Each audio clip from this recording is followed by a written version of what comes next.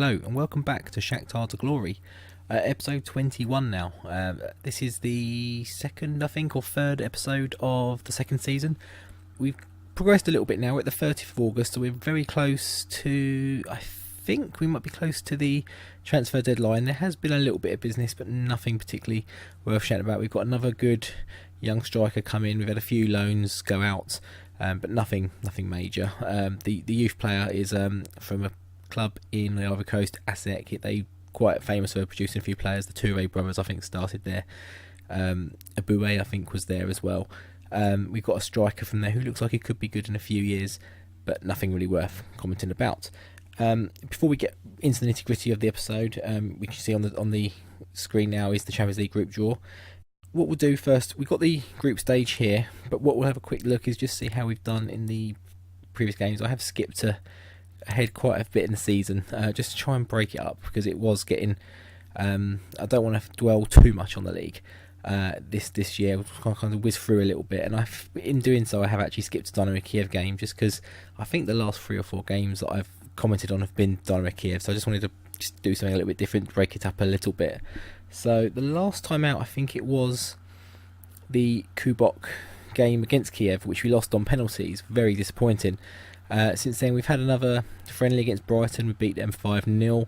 Not really going to go into the friendlies too much. We had some good results in a tournament I created, the Zirka Cup, just probably because it's going to be his last season with us. I imagine he'll retire at the end of the season. If he doesn't, I'll probably look to try and move him out, or get him out of the club somehow. Not too sure. So we kicked off the season with a good 3-0 win against Alexandria. Viseo very much in the heart of this. He's been very much in the heart of the start of our season, really. Man of the match in this game. Fred got a goal as well, as did Boakier. Not much to say on that game, really. These games are really kind of standard league games. We didn't really hit our stride, I'd say, until the Zoya game. Then we kind of took a little bit of a step back against Stal and Kiev, but we'll get into those shortly. We played Ilichevets second, Richmond Biatke with a penalty, and Viseo again. So those two playing, quite well so far at the start of the season. We followed that up with a 6-2 win against Zoya. Richmond Biatke with a goal. Viseo got, 4 in this game? Yeah, 4 in this game. Polino come off the bench to score one. Boakier actually missed a penalty as well. Viseo with the 4 goals obviously gets man of the match, but Boakier was probably not far behind in this game. Butko played really well as well. They did get 2 goals, one right on the 90th minute and one just after half time, but a fairly comprehensive victory, really. The goals didn't really start till just on the stroke of half time. It was the second half that, if you're a neutral, you've seen 7 goals in the second half. Next we played Stal. Obviously they were a bit of a surprise package last season. They were predicted to struggle. They sort of compounded that at the early part of the season. They were sort of first and second positions. Did fade away in the end. I think ended up about 4th. But we got a narrow 1-0 win against them in this game. And I say narrow because we didn't play great. Viseo again with the goal. He is just on fire this season. Like I mentioned at the start, he scored in every game, I think. We did have Leo not playing in this game, Fred not playing in this game, and Romero. Romero's injured. Leo got sent off in the game against Zoya, I think it was early on actually, so that's why the first half was a little bit quiet, but we regrouped in the second half and just did the job. We also had, Romero's injured. Who was the other one? Leo and Fred. Fred picked up an injury as well. He's not out too long. Romero's not out for too long, I don't think. They are bottom of the league this season, which we'll look at the league table shortly, after we've just seen the Dynamo Kiev game. So they were behind us in the league at this point. I think we had a game in hand on them, but the points were quite close. They have had a couple of draws or a few dropped points, but they're still going to be up and around us. But again, Boakier, again Viseo, and Yaremchuk scored in this game. I think he scored in the one before as well. He came in for Romero. He's done quite a good job since he came in as well. But it's all about Boakier this season and Viseo. They are scoring a lot of goals. Kiev did get one just after half time to make it 1-1, but we had enough about us just to see out the second half and put the game to bed. So we'll see where that leaves the league table, how the league table's sitting after 5 games now. We don't have a game in hand. I thought we did, but we are 5 points clear of Desna, who have come up, and Zoya, who obviously we just beat 6-2. Dynamo Kiev now down in 5th after that loss. They were about 3 points behind us, I think it was, but not the best of season so far for them. They've won 2, drawn 2 and lost 1, which is obviously against us. Starting to build up a bit of a lead. At this stage, we just want to try and build as much of a lead over Dynamo Kiev as possible, because I expect them to regroup. But as you can see, Stow, bottom of the table, 12th, not a win in 5 games, not a point in 5 games, minus 7 goal difference, not the worst, joint worst. Our goal difference is decent, it's far and away the best, but 12, we have again leaked a few goals, so it kind of explains that a little bit. But we get to the nitty gritty today, so we are going to play Zirka. The reason I skipped Dynamo Kiev, like I said, is we're just trying to, although I want to do less league games, I don't want it just to be Dynamo Kiev games. I want to try and drop a little bit more in. Obviously the Kiev games, the big games, and when they matter, I'll perhaps show them. But like I said, I think the last 5 live games I've shown, or 4 live games, have been Kiev, so it was something a bit different. Obviously we'll have a lot more difference and variation at this stage we're going into, because we have the Champions League games, breaking it up a little bit, and we don't play Kiev for quite a while, so we can have the odd little league game in there perhaps, but it's mostly going to be the Champions League games. But we need to see who those games are going to be against. So we are not in the first seed pot anymore by the looks of it. I'm pretty sure that's where we were last season. Well, and drop me a comment in the comment section if we weren't. But it seems strange that we'd go from first to third seeds, unless the rest of the clubs in the Ukraine division didn't do very well.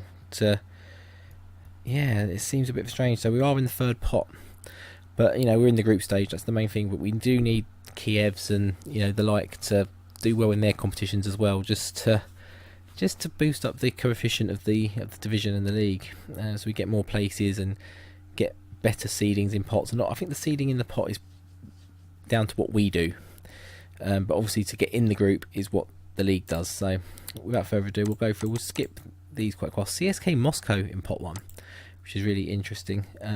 Not many other surprises in there, I don't think, although a couple of the second seeds, wow, Barcelona, Bayern, Dortmund, United, Man City, Atletico Madrid. So there's perhaps a few surprises. Liverpool snuck into pot 1.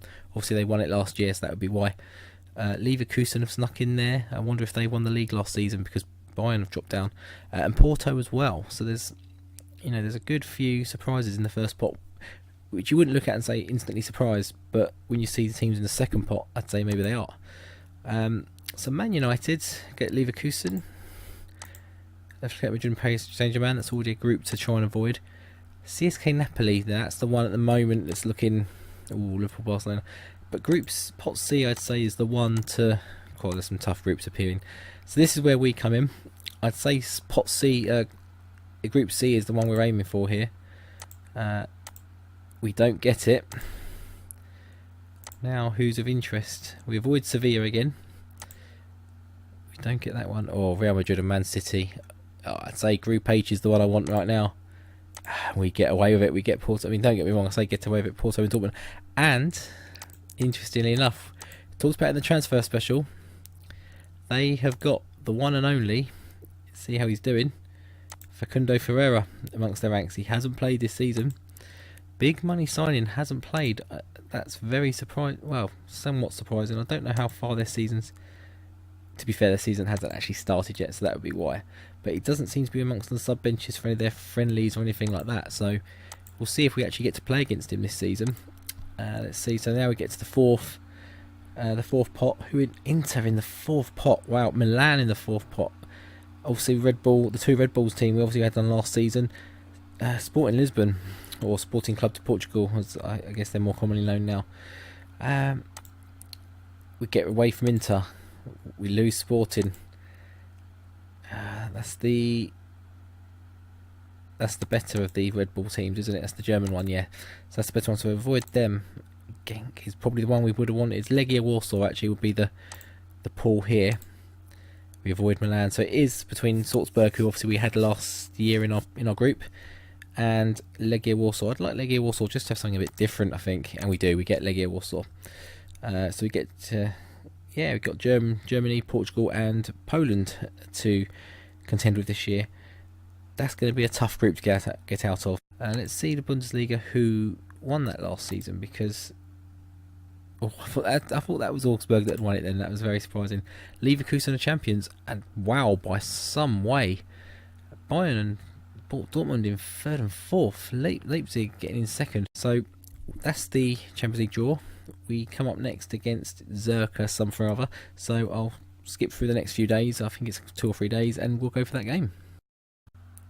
So here we are back with the game. Zirka Kropivnitsky. Nope, me neither. The manager is Roman Monorev. They are currently sitting 9th in the table. Obviously, a few games have happened around, so I think they've dropped a little bit. Kiev have jumped up to 3rd with their win against Arsenal Kiev.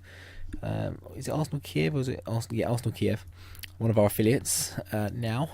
We do have a few players back, but they're kind of struggling, so we're probably going to stick with the same team that played last time out, I think. I don't think anyone has recovered sufficiently enough. Fred probably could, but I'm quite confident with the players we've got out there, I think. So we'll stick with that. Romero as well, he's definitely not able to play. So we'll stick with the squad we've got out there. They're good enough out there. Samba at left back has ousted Leo since that red card as the left back. His first game in, he got player of the match, and he's done alright since. Leo's been a bit of a struggle, and obviously he had that red card, so we need to sort of teach him a lesson a little bit. What he needs to do and not do at this club. He needs to bed in a little bit perhaps still. They're going with a 4-2-3-1. Game is ready to go. So they kick off left to right in the yellow and kind of orange. We're in the white and orange. First highlight could go our way. Barakier. Terrible shot. I'm not sure it deflected. No, just a terrible finish. Get another highlight here. Just start a quarter of an hour. And that looked like it was going to be a penalty, but no, it's played on. Not sure what happened there really. It looked like it was a penalty, then it kind of just stopped and the ball just rolled, but it carried on, and but they do have the ball now with a chance to break, but we win it back. Back to the goalkeeper, Pietov, or Dets out to Butko, very high there for the wing back. And it's that man Vizeo again, Barakier to Vizeo. Them two are just working in tandem so well. And if you asked me at the start of the season who my front three would be, it wouldn't have been Barakier. Vizeo would have been thereabouts. Romero obviously in the middle, but I think Tyson would have been there. But he did sort of struggle. We have, I think, improved what we do and how we play, and since he got injured, really, we've had a bit more goal threat, and he probably dribbles a little bit more rather than But he did have a phenomenal season last year. But can we get more out of an actual striker? Vizeo again, and it's Vizeo to Barakier. And these two are just, it's like Dwight York and Andy Cole from 1999. They are just on like the same wavelength. It's just incredible. They set so many goals up for each other. And he slides it across, and there he is. Great finish. Well, easy finish, but great goal. Vizeo to Barakier again. What more do I need to say really about this pairing? And that's what looks like is going to be a win now. Puts us 7 points clear of Kiev. And it did go a little bit this way last season, but they just sort of crept their way back into it. But 7 points at this stage is, well, it's probably only going to get bigger, I think, this season. Get into half time. So Bowl's the only worry. I may just take him off now as a precaution. Got Cerner on the bench. You can probably see out enough of the game. 3-0 up. Okay, that did not go well as a half-time team talk. That didn't look like one that's going to go wrong. But it did indeed. And we'll probably look at getting Kolod on soon. He's a young player, young striker that come through the academy. So we'll maybe make that change now, as long as there's no one else going to be struggling too much. We'll probably bring Barco on as well. He is struggling a little bit, and Yaremchuk isn't having the best of games, so we'll do that switch with half an hour to go. We have another highlight here. Barco in, out to Butko. What can he do here? He can whip it in, and is that who we think it is?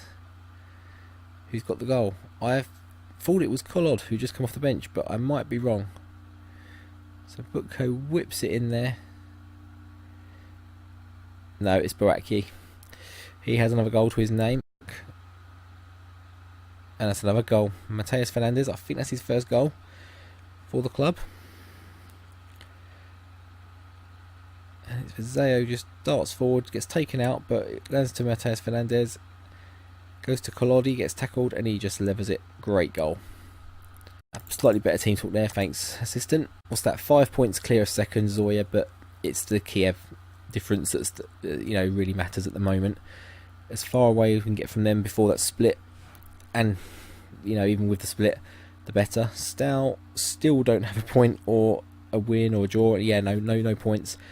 Only lost 2-0 or by 2 goals. Yeah, so 3-1 they lost. I can see it on the left hand side there. So where do we come back to next? I think it's probably a Champions League game. We can play, we'll play Shakhtar, and we start with a home tie against Dortmund.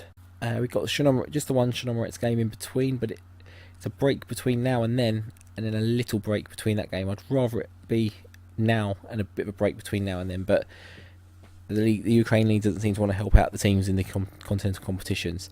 So we'll come back for the Dortmund game, 19th of September. I'll see you then. Take care.